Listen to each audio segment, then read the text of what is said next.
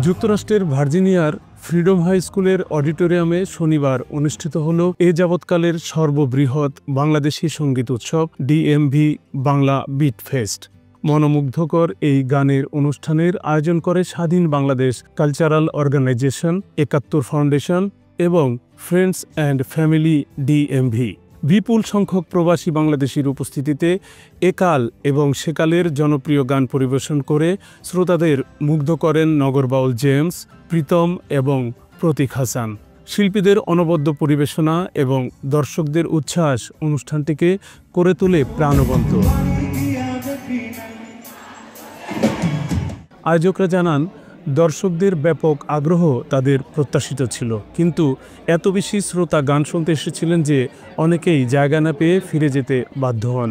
তারা জানান, শুধুমাত্র ভার্জিনিয়া বা ওয়াশিংটন ডিসি থেকেই নয়, অনেক দূরের স্টেট থেকেও অনেকে এসেছিলেন গান শুনতে।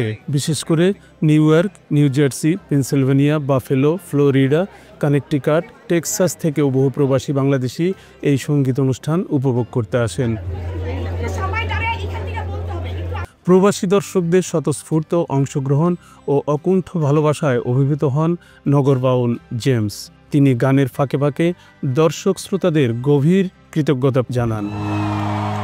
আরেক জনপ্রিয় সঙ্গীত পরিচালক ও কণ্ঠশিল্পী প্রীতম হাসান বলেন, তার দৃষ্টিতে এটি ছিল যুক্তরাষ্ট্রে এখন পর্যন্ত তার সবথেকে উন্মাদনাপূর্ণ গানের লাইভ অনুষ্ঠান।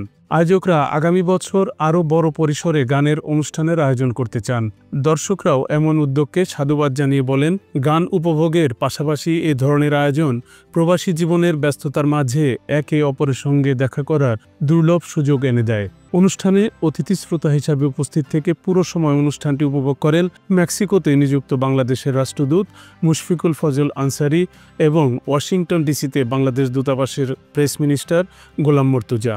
অনুষ্ঠানটির মিডিয়া পার্টনার ছিল দেশ ও বিদেশের জনপ্রিয় বাংলাদেশি টেলিভিশন চ্যানেল এনটিভি।